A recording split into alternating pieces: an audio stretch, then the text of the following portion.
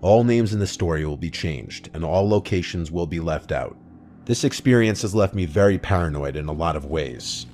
It was the late hours of the night. I could feel the thud of my heartbeat inside of my chest as our armored vehicle veered off the gravel road, plowing through the dense underbrush. It had been weeks since Bravo unit had gone silent, vanishing like a wisp of smoke on a windy day. The distress call had crackled through our comms earlier, an unexpected sign of life from our long-missing comrades. But what haunted me more than their sudden reemergence was the content of their message. A cryptic string of numbers repeating endlessly. "Sergeant Davis, are you sure this is the place?" I asked over the static hiss of the radio cutting through the silence that had settled over our squad. "That's what command confirmed. Get ready," Davis replied. As our vehicle came to a halt, the dense fog seemed to get worse. We disembarked into the unknown, the silence of the abandoned base growing increasingly unsettling. Buildings stood like hollowed-out husks, with windows shattered, doors ajar. A living town not even a few weeks ago, now just a ghost town.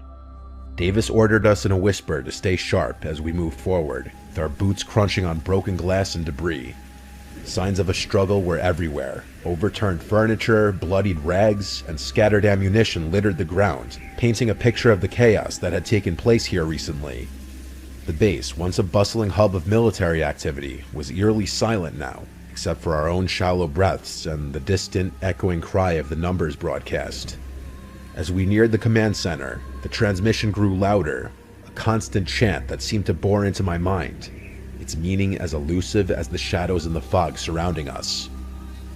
Entering the command center, we found it abandoned, the air stale, the only light coming from the blinking consoles. The radio speakers, crackling with static, repeated the sequence over and over in a monotone voice. 5, 8, 2, 4, 7. 5, 8, 2, 4, 7. Corporal Lee whispered, "What does it mean?" I saw her eyes were wide as she scanned the room. Commander Haskins might have known, Davis said. Commander Haskins was the name of the unit's leader who had vanished along with his team.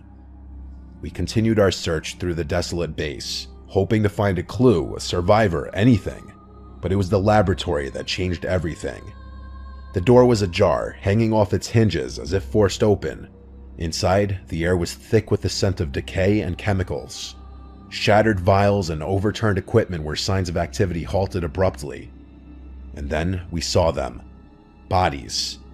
Members of Bravo unit, or what was left of them, were sprawled across the floor, their faces contorted in expressions of terror.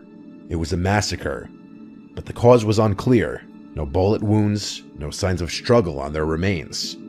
And then, Lee gestured toward a corner of the room. There, amidst the pile of research notes and hastily abandoned experiments, lay the body of Commander Haskins.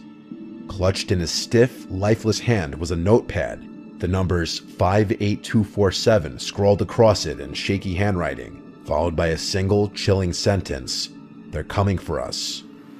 The revelation struck us like a physical blow. The implications of his words spiraling into a million questions with no answers. Who was coming for them? Was this distress call not a beacon of hope, but a warning? It was then that the reality of our situation descended upon us. The isolation, the eerie silence broken only by that relentless string of numbers. We were not the rescuers. We were the next victims. Panic set in as the base seemed to close in on us. The fog outside felt like it was thickening. Our only choice was to flee. We ran, stumbling through the fog, guided by the distant light of our vehicle. The numbers continued to echo in my mind, a chant that seemed to follow us, whispering through the fog. Just as the vehicle came into view, a shadow emerged from the mist. A chill colder than death itself crawled up my spine as the strange man cloaked in shadow moved towards us. "We need to go now."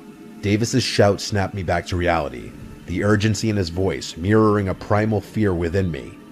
Our training had prepared us for many different types of enemies, but we had no idea what we were dealing with here. We scrambled into the vehicle. Lee's hands were shaking as she manned the communications, with obvious fear and shaking in her voice. "This is Alpha Unit calling command. Mayday, Mayday. We need immediate extraction from Zone Bravo. Do you copy? Over."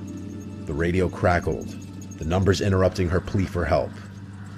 5, 8, 2, 4, 7. I couldn't shake the feeling that those numbers held some kind of meaning into what we had stumbled into. As the base faded into the distance, swallowed by the fog, so too did the person who emerged from the shadows of the fog. Yet the terror it inspired lingered as we raced toward an uncertain future. Davis broke the silence and said, "We can't let this end here. We need to find out what those numbers mean and what happened to Bravo Unit." I wanted nothing more than to find these things out as well. I felt like we owed it to them, thinking of the twisted, lifeless bodies we'd left behind. As the first light of dawn began to pierce the darkness, I felt a grim determination settle over me. We had survived the night, but the real battle felt like it was just beginning. Armed with nothing but a string of numbers and the haunting memories of what we had witnessed, the mystery of those numbers and the horrors of what could have happened to Bravo Unit still remain a mystery. And it stays with me, haunting me. I'm sure it stays with everyone from my unit. The horrors at that base were just a chapter in a story far greater and more terrifying than any of us could have imagined.